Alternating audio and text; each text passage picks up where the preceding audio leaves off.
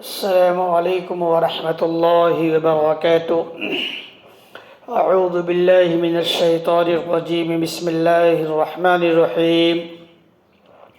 وَلِلَّهِ عَلَى النَّاسِ حِجُّ الْبَيْتِ مَنِ اسْتَطَاعَ إِلَيْهِ سَبِيلًا۔ صدق اللہ العلی العظیم۔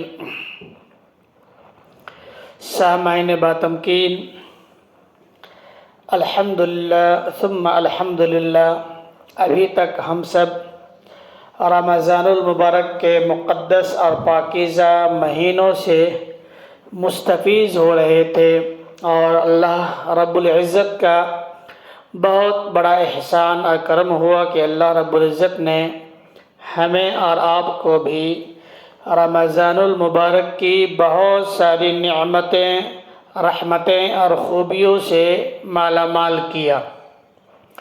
مزید ہمیں اور آپ کو یہ کوشش کرنی چاہیے کہ جو چیزیں ہم نے خاص طور پر عبادت کے لائن سے کی ہیں وہ برقرار رکھی جائے، وہ قائم رہے اور وہ سلسلہ جاری و ساری رہے۔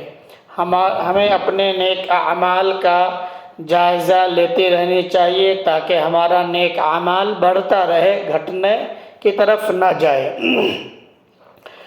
ابھی جو میں نے آپ کے سامنے آیت مقدسہ تلاوت کی ہے، وَلِلَّهِ عَلَى النَّاسِ حِجُّ الْبَيْتِ مَنِ اسْتَطَاعَ إِلَيْهِ سَبِيلًا، یہ حج کے متعلق ہے کہ حج اللہ ہی کے لیے ہے اور ان لوگوں پر فرض ہے جس کو اللہ نے استطاعت عطا فرمائی ہے۔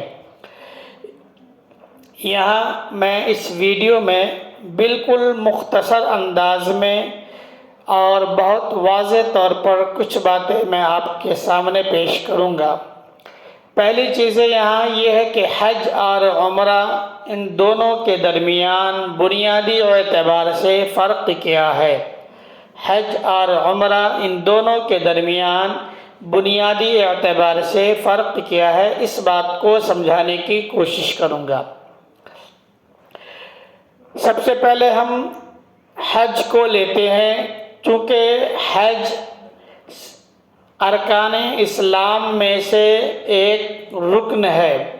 اسلام کی بنیاد 5 چیزوں پہ ہے۔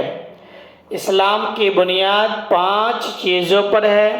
پہلا یہ ہے کہ اس بات کا آدمی گواہی دے کہ اللہ کے علاوہ کوئی معبود نہیں اور حضرت محمد مصطفیٰ صلی اللہ علیہ وسلم اللہ کے رسول ہیں، یعنی ایمان لانا۔ ایمان یہ اسلام کے ارکان میں سے پہلا رکن ہے۔ پھر دوسرا رکن ہے نماز کو قائم کرنا، تیسرا رکن ہے زکوٰۃ دینا، چوتھا رکن ہے روزہ رمضان المبارک کے مہینے کا روزہ رکھنا، اور پھر 5واں رکن ہے حج کرنا۔ تو حج ارکان اسلام میں سے ایک رکن ہے اور اس پر تمام مومن کا ایمان کے اعتبار سے ایمان لانا ضروری ہے۔ اگر کوئی آدمی اس 5ویں رکن یعنی حج کا انکار کر دے کہ میں حج کو نہیں مانتا تو وہ شخص مومن نہیں ہو سکتا۔ تو ماننے کے اعتبار سے تمام ایمان والوں کا ایمان لانا اس پہ ضروری ہے۔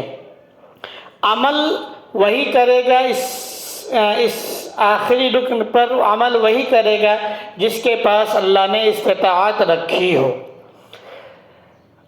تو ایک تو بیسک بنیادی فرق یہ ہے کہ حج اسلام کے رکن میں سے ایک رکن ہے، ارکانوں میں سے ایک رکن ہے۔ دوسرا کہ حج کرنا ان مسلمانوں پر جس کے پاس اللہ نے استطاعت رکھی ہے وہ فرض ہے پوری زندگی میں ایک مرتبہ۔ استطاعت سے مراد یہاں یہ ہے کہ اگر کوئی شخص اتنا مالدار ہو کہ وہ اپنے گھر سے بیت اللہ شریف تک کا سفر کرنے میں جتنا خرچ آتا ہو اتنا خرچ اس خرچ کے بقدر، اور پھر جتنے دن وہ مکہ یا مدینے میں وہ ٹھہرے گا، قیام کرے گا، اتنے دن کا وہاں کے خرچ اور پھر اگر وہ اپنے گھر کا بڑا ذمہ دار ہے، اس کے ساتھ اس کے گھر والوں کا خرچہ ہے، تو وہ اپنا خرچہ اتنے دن جتنے دن وہ اپنے گھر سے غائب رہے گا اتنا خرچ گھر والوں کو دے کر جائے۔ اتنا پیسہ اگر کسی کے پاس ہے تو اس شخص کے اوپر حج کرنا فرض ہے زندگی میں ایک مرتبہ۔ اگر وہ شخص حج کیے بغیر دنیا سے چلا گیا اور بغیر کسی عذر شرعی کے تاخیر کرتا رہا، ٹال مٹول کرتا رہا، تو ایسا شخص گنہگار ہوتا ہے۔